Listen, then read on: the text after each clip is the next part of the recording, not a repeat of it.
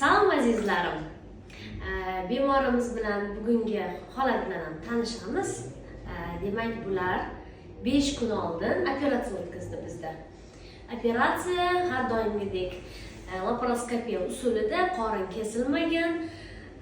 Nima sababdan operatsiya bo'lganini bemorimizdan eshitamiz. Nima shikoyat bilan keldingiz? Anchadan buyon ichim qotardi, keyin ichim gaz bo'lib, nafasim qisib, keyin shu Qanchadan beri?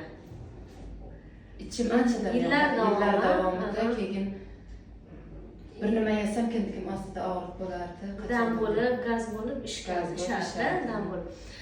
Demak, dori bilan keltirarmidingiz ichingizga, yordam berarmidingiz dori ichib? Yoki nimadirlar sizga klizmalar kimdir qiladi, siz dori ichib keltirasiz, to'g'rimi? Oldin operatsiyalar o'tkazmagansiz? Yo'q.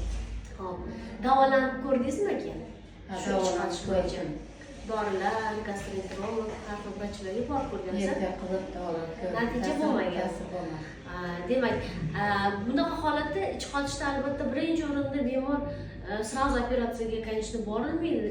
Konservativniy davolanib ko'radi, to'g'ri ovqatlanish qilgansiz, harakatlar, gastroenterologda ham hazm, to'g'rilash, har xil chora-tadbirlar qilib ko'rishadi. Lekin yo'g'on ichakda o'zida bo'lsa bu muammo. Ya'ni uzaygan, buklangan, juda bir qismlari osilgan shunaqa holatlar bo'lsa, bu konservativ davolanish yordam bermaydi. Bu bemorimizda ham xuddi shunaqa bo'lgan.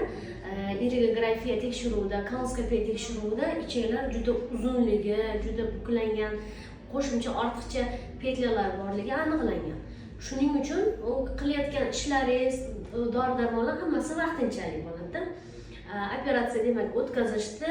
Bugun 5-kun. Mana operatsiyadan keyin o'zingizni qanday sezdingiz? Qanchalik darajada qiyinchilik bo'ldi, og'riqlar bo'ldi? Endi shu narsalar qiziqtiradi ko'proq bemorlarimizda. Ancha qo'rqadi, ancha 2 kun qiynaldingiz.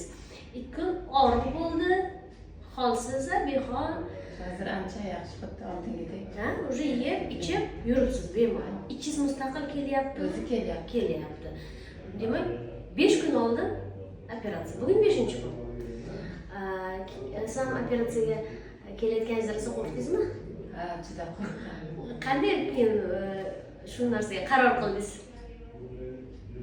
Do'q deydi-yu, do'qingiz qayerdan paydo bo'ldi? Sizga ishongan YouTube'dan sizni o'zim izlab topib keldim. Rahmat. Demak, qaysi viloyatdan kelganingizni ham aytib qo'ying. Qoraqalpoqdan keldim. Qoraqalpog'iston Respublikasidan, Ellikqal'a tumanidan kelishgan. Juda xursandman. Mana hozir bemalol harakatingiz yaxshi, qorinda kesmalar yo'q, og'riq yo'q, to'g'rimi? Og'riq yo'q. Bo'ldi. Bugun bemorimizga javob beryapmiz. 5-kun bo'lyapti mana. Xudo xolasa aytgan tartiblarga, aytgan nima deydi, tavsiyalarga rioya qilishadi. 1 oy, 1,5 oylarda qayta ko'rikka kelasiz.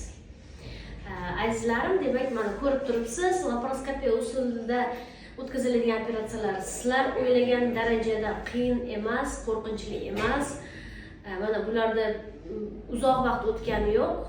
Endi 5-kun, Xudoga shukr, hammasi joyida, ichlari mustaqil kelyapti. Uyga javob beryapmiz. Shuning uchun nimadir shu kabi shikoyatlar bo'lsa, bundan tashqari boshqa shikoyatlar bo'lsa ham sog'liq bo'yicha bemalol murojaat qilishingiz mumkin. Tavsiyalaringiz bo'lsa, agar taklif, tavsiyalar, ikki og'iz gapiring. Sizga kattakon rahmat, Nilufar opa. Rahmat. Sizni o'zim tanlab keldim, YouTube'dan topib. Rahmat. Shifokorlari ham hammasi yaxshi. Rahmat. Nimadir tavsiya berasizmi? O'zingizni boshingizdan o'tgan. Ha, shu joyni tavsiya qilaman. Hamma shu yerga kelishib, davo topishyapti. Mayli. Demoqchimiz, vaqtida murojaat qiling. Qayerga bo'lsa ham. Sog' bo'linglar, salomat bo'ling, siz ham boshqa kasal bo'lmang. Ko'rishguncha. Xayr. Rahmat.